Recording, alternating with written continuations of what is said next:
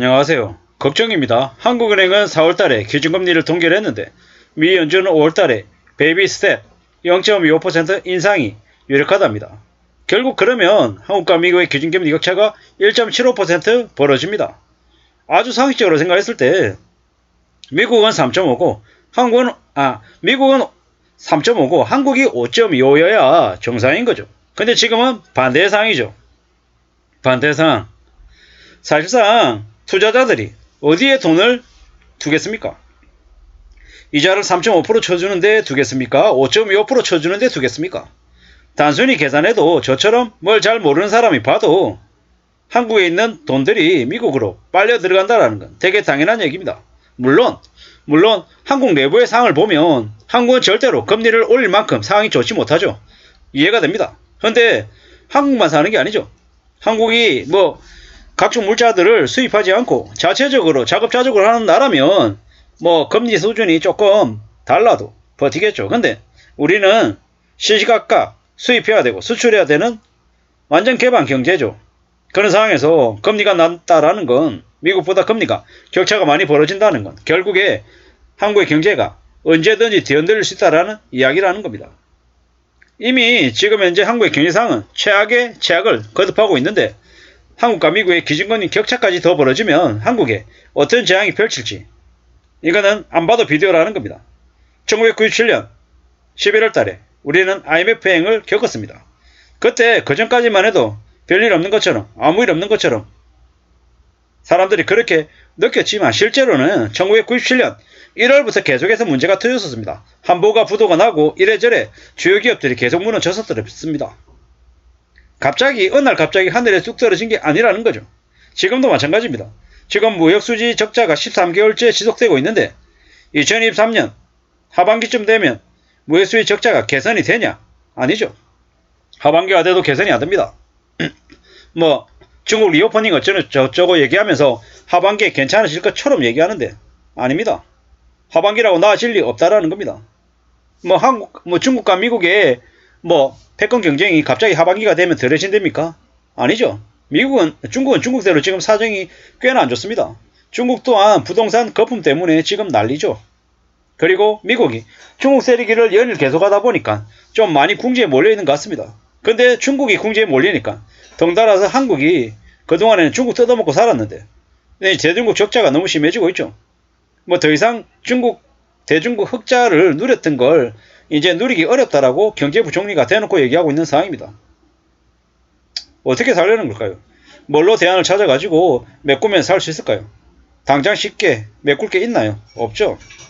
윤석열 정부 아래 정부 재정도 좋지 못하기 때문에 적자적인 편성해서 이래저래 지원할 수 있는 여력도 없습니다. 우리가 잘 알고 있다시피 자영업자들 2명 중에 1명이 다중채무자, 빚의 규모가 평균 4억 2천 이상이라고 하는데 그 다중채무자의 부채가 경제 내관이 될 건 뻔하죠. 게다가 저축은행 그리고 보험업계, 증권사의 연체가 9% 10%랍니다. 이게 무슨 일입니까? 몇 달 지나면 뻥뻥 터져 나갈 거다라는 거죠.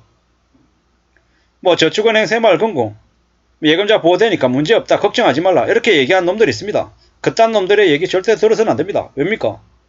내 돈이 묶이고 언제 받을지 모르는데 그게 괜찮은 건가요? 절대 괜찮을 리 없다라는 겁니다. 지금 대구 쪽에 난리죠.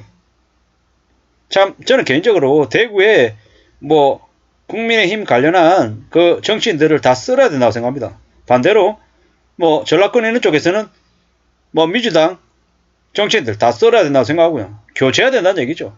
왜? 대구 쪽에서는 경북 쪽에서는 거의 국민의힘이 다 쓸고 있습니다. 그러다 보니까 그 지역 꼴이 어떻습니까? 대구 지역에 얼마나 많은 그 건설 관련한 허가를 내줬으면 지금 수요보다 수요의 몇 배가 되는 공급 때문에 난리가 나는데 그동안에 또 분양가가 미친듯이 올랐습니다. 2배 이상 올랐습니다. 이게 어떤 얘기입니까? 사실상 그 지역에 있는 정치인, 토호들이 그 지역에 있는 각종 그 기업들하고 같이 짬짬이가 돼가지고 대구 지역에 있는 지역 시민들을 다 그냥 모잇감으로 삼았다라는 겁니다. 광주나 전라권도 마찬가지죠. 이래저래 너무 골수로 한쪽에만 이렇게 표를 주니까는 그 지역이 그냥 텃밭이 돼가지고 그냥 그 지역 시민들을 그냥 우습게 보는 거죠. 지금은 대한민국 전체가 부동산 때문에 난리죠. 저 부동산의 거품이 정리가 안 되고 그냥 지나갈 수 있을까요? 그럴 수 없죠. 지금 너무 많이 거품이 껴있고 그 거품이 정리가 안 되면 앞으로 한국의 경제가 그냥 나락으로 떨어지는 건 뻔할 뻔짜라는 거죠. 아니 살아가면서 20대 30대들이 5억 7억을 그냥 아무렇지도 않게 빚을 냈어요. 제정신이냐고요. 제정신이 아니었습니다. 그동안에 빚을 내는 걸 너무 우습게 너무 쉽게 생각했죠. 지가 모른다고. 과연 감당할 수 있고 견딜 수 있는 수준이었나? 아니죠. 거의 그냥 지옥을 향해 그냥 뛰어들어가는 수준이었습니다. 너무 우려스럽고 너무 충격적인 일이다라는 생각이 계속 듭니다. 앞으로 그들이 괜찮을 수 있을까? 아니죠. 그냥 사냥당한 먹잇감 신세입니다. 그들이 앞으로 겪게 될 일은 뻔합니다. 뭔지. 지옥으로 아마 추락할 겁니다. 무서운 얘기죠. 맨날 부정적인 얘기, 무서운 얘기, 암담한 얘기만 한다고 저한테 얘기하는데 현실이 그렇습니다. 현실이. 제가 경제가 좋은데 한국 경제 상황이 되게 좋은데 제가 불안한 얘기를 할 수 있겠습니까? 불안하니까 암울한 얘기를 말씀드린다라는 겁니다. 한국은행이 기준금리를 4월달에 인상하고 0.5%라도 올려서 3.75 정도 만들고 정말 쉽지 않고 어렵고 하지만은 그래도 수술한다라는 심정으로 물가를 바로 잡아가고 서민들 대상으로 해서 좀 움직여 나가고 정부는 윤석열 정부가 전세 사기범들 특별법 제정해가지고 전부 다 사기 금액 전부 다 몰수 추징하고 징역을 최소 10년 이상으로 다 때리고 이렇게 하면 윤석열 정부의 지지율이 올라갈까요? 안 올라갈까요? 올라가죠. 올라갑니다. 서민들 대상으로 재벌가 족벌가들 검은머리 외국인 이래가지고 주식으로 장난치고 이러면 바로 벌금 때리고 그렇게 해가지고 부족한 세수 확보하고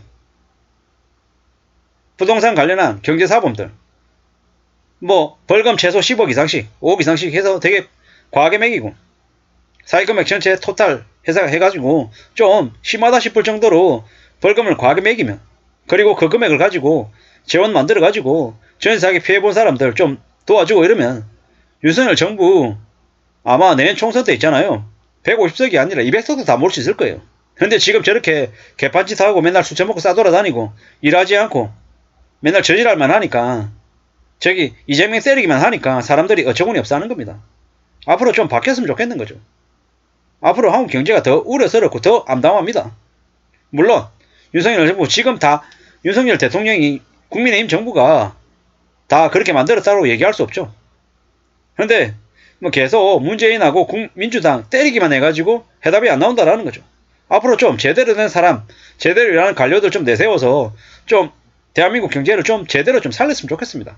경제만 살려도 지금의 윤석열 정부가 지지율이 지금보다 2배는 올라갈 것 같습니다.